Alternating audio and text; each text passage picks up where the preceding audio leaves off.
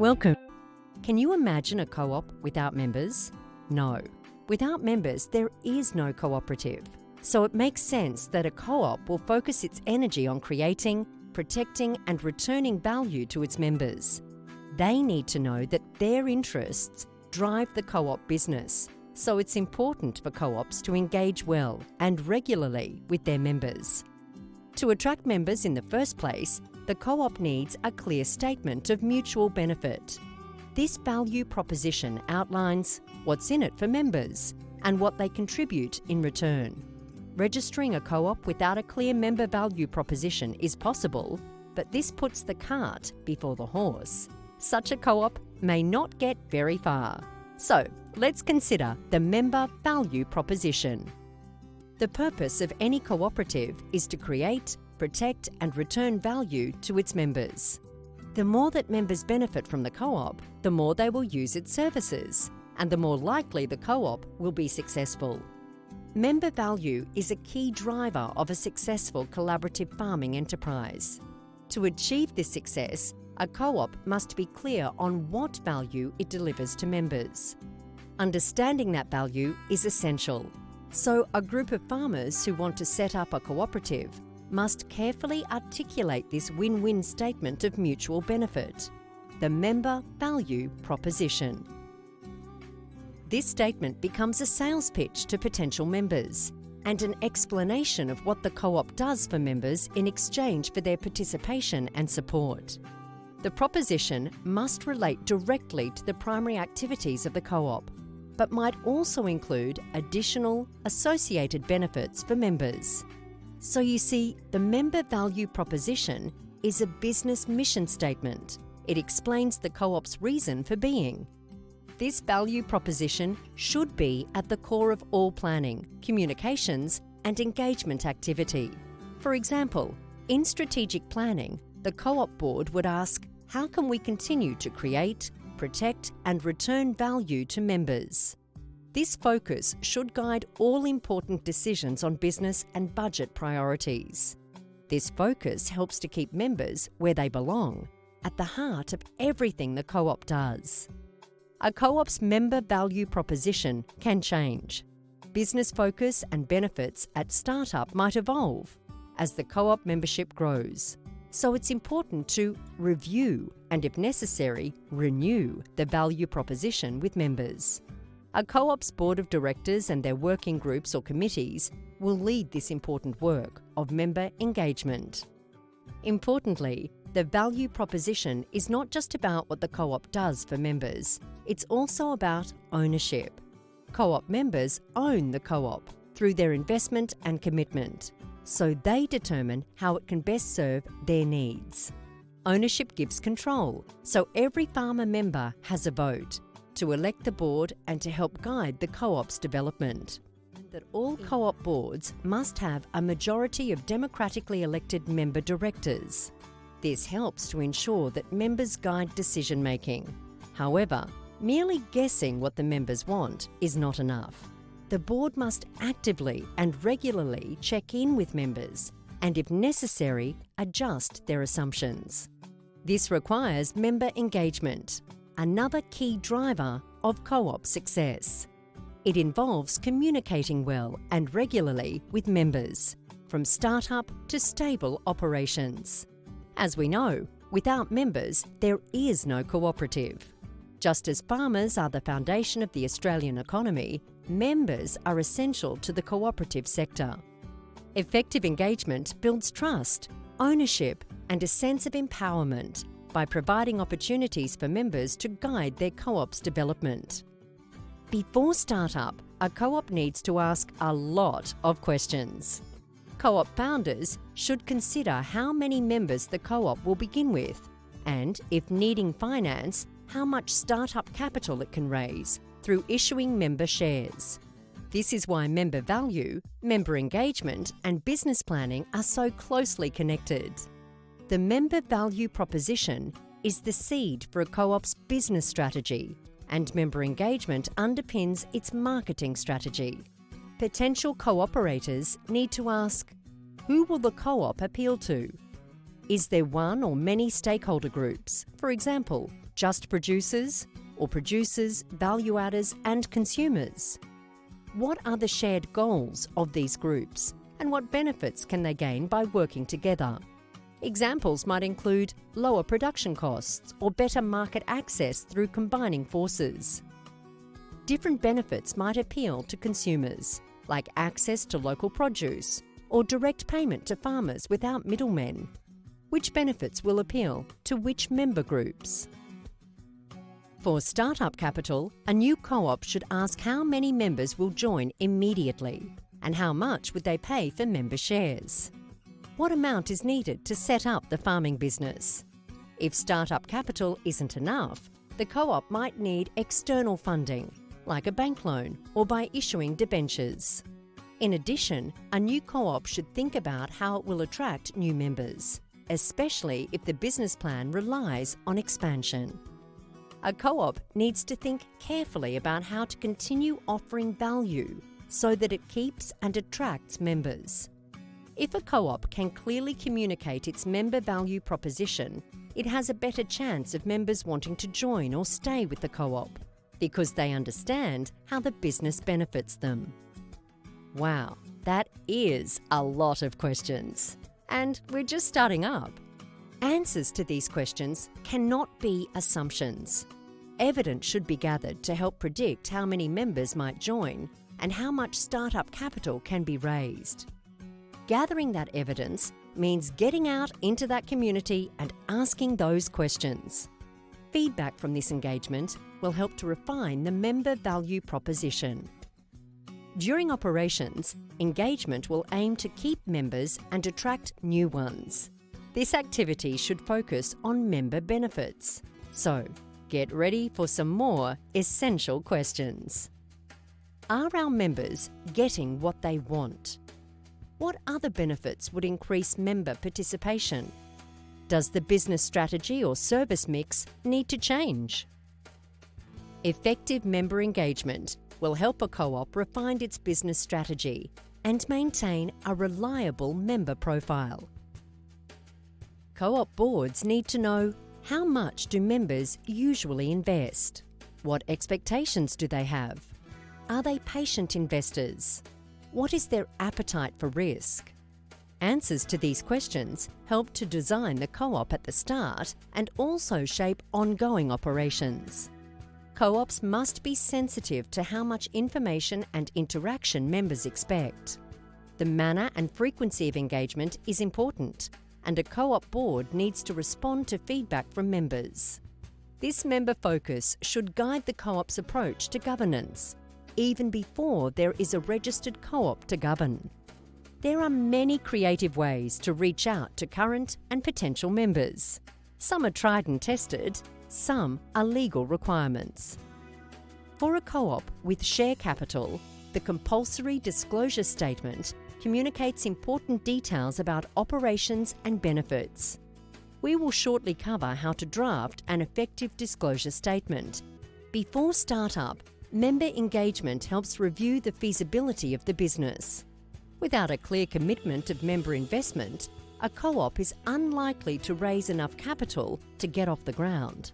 So, at this early stage, co-ops often involve potential members in workshops to develop the co-op's vision and member value proposition. This way, members play an active role from day one. Crowdfunding campaigns are an increasingly popular way of raising capital for startup or specific projects. After startup, members engage with the co-op and vice versa at general meetings, especially the AGM, where members elect the board of directors, the majority of whom must be members. Member engagement should not stop there. Beyond formal governance, operational roles or participation in committees or working groups, engagement should include less formal options that connect the members to the business.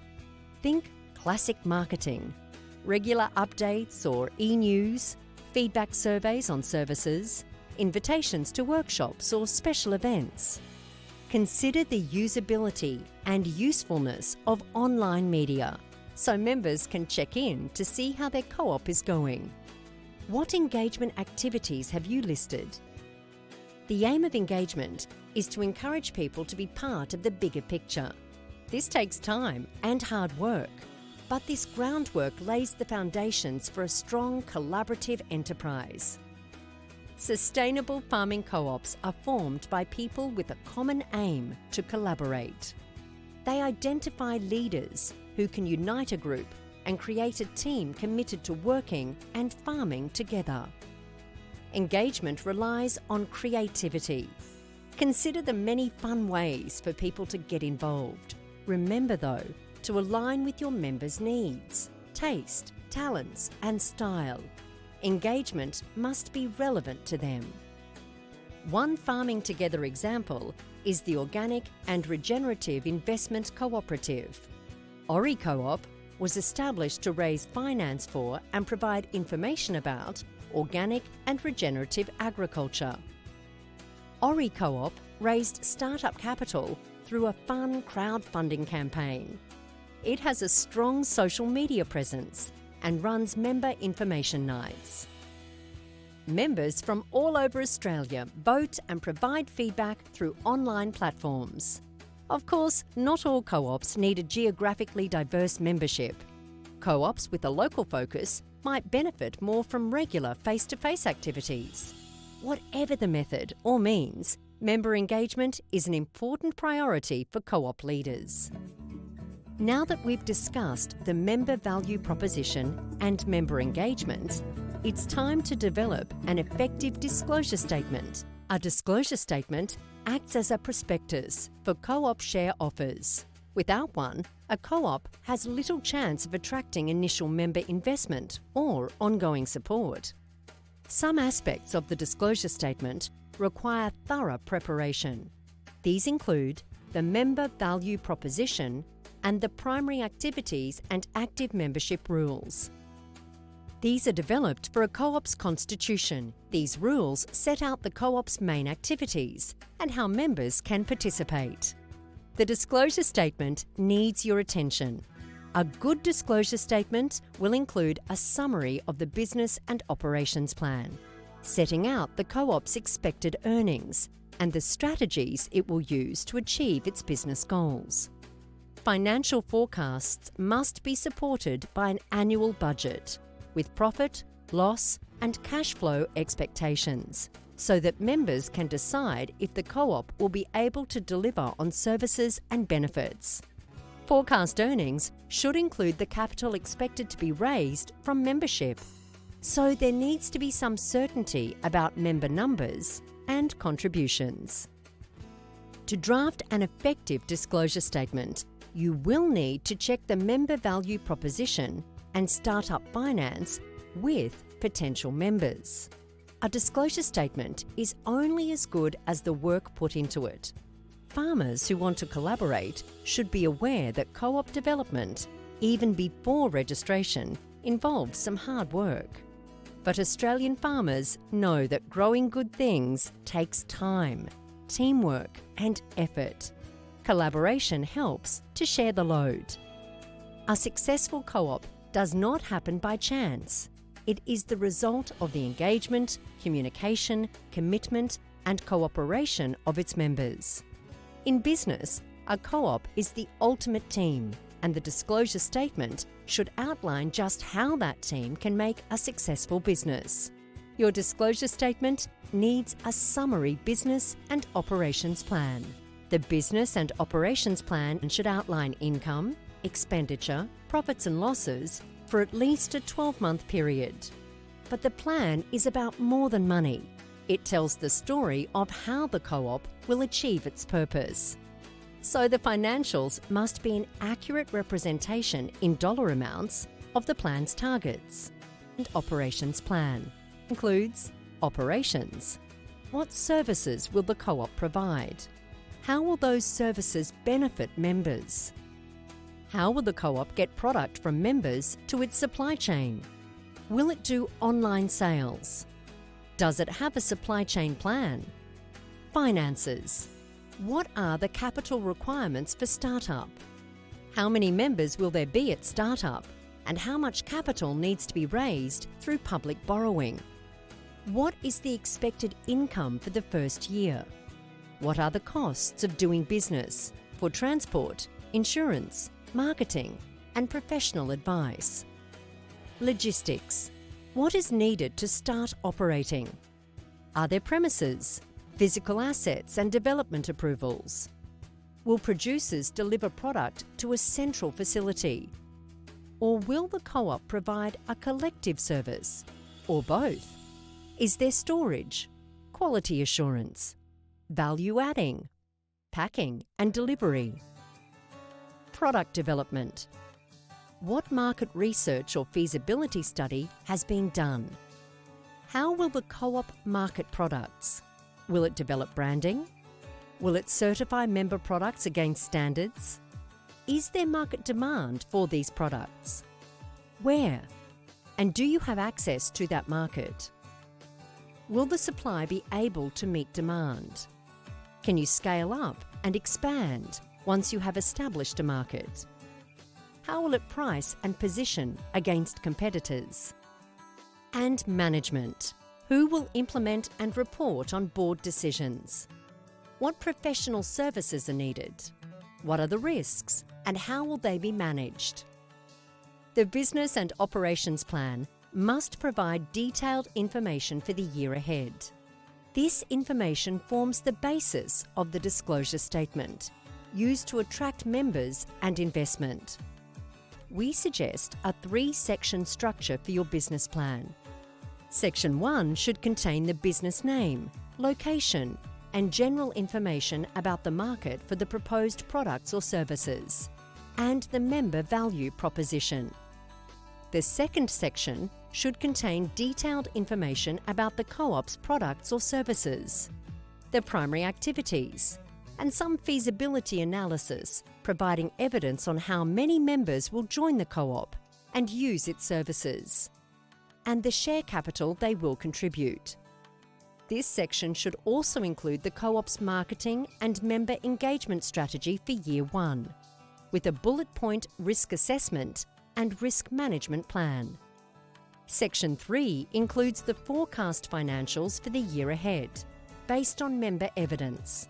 For example, if there are 30 members guaranteed to join the co-op at startup, and each one will contribute $1,000, member contributions should be recorded as $30,000.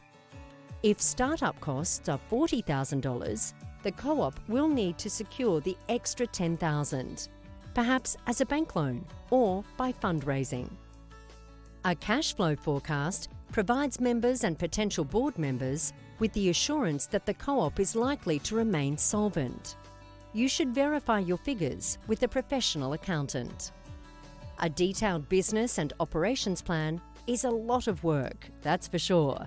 But the more work put into this early stage, the more likely the co-op will build a strong membership, be able to manage surprises, and make the most of opportunities for success.